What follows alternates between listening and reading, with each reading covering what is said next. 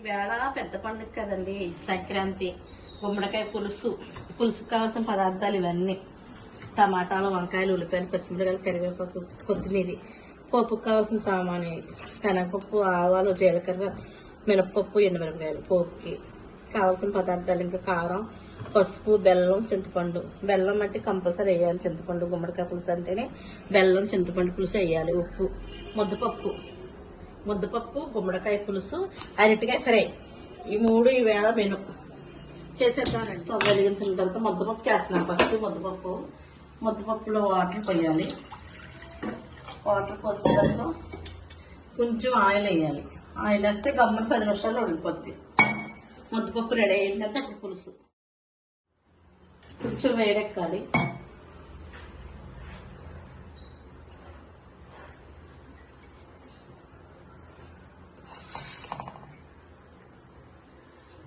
ఈ పోపు సామాను: ఎండుమిరపకాయలు, మినపప్పు, శనగపప్పు, ఇవన్నీ పోపు సామాను. ఉల్లిపాయలు, పచ్చిమిరపకాయలు, టమాటాలు వేయాలి. ముందు ఆయిల్ పోయాలండి. ఆయిల్ కొంచెం వేయాలి. మినపప్పు, శనగపప్పు,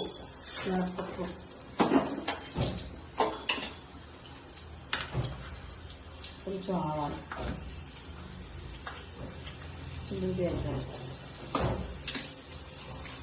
కొన్ని ఎండుమిరపకాయలు,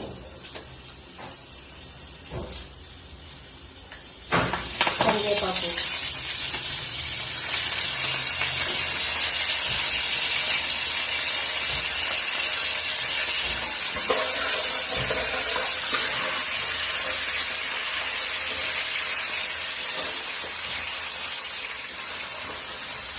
బాగా మగ్గాలండి.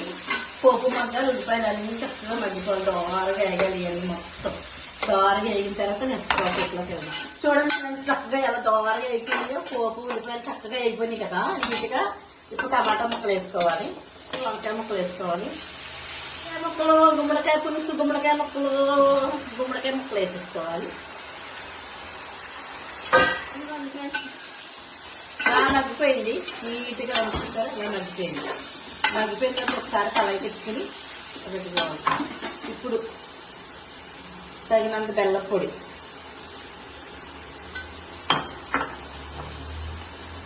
కొంచెం పసుపు, 2 స్పూన్లు కారం,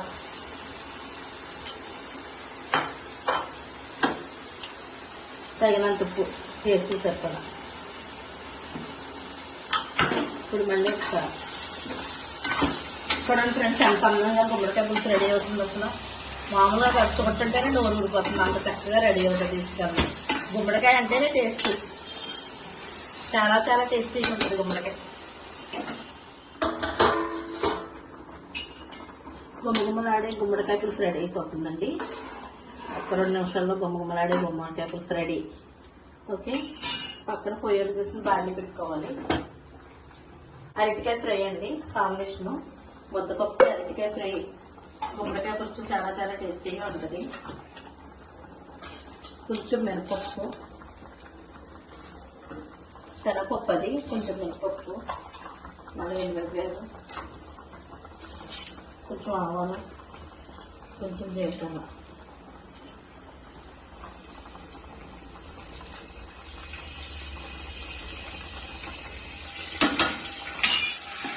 చూడండి, పోపు వేసుకోండి. అరటికాయ ముక్కలు వేసేసరికి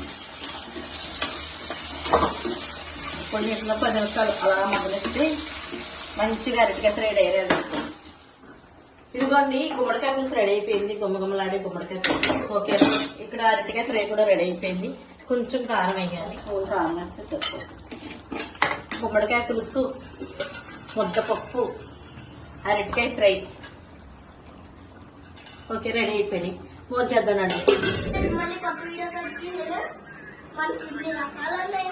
1 2 3 4 4 రకాల రైస్. ఇప్పుడైతే ఈ రకం రైస్ మొత్తం పప్పు, టేస్టీ పప్పు.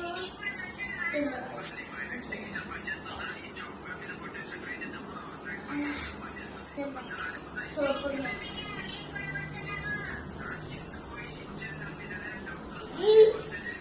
Super rice. కలుపుకుంటాము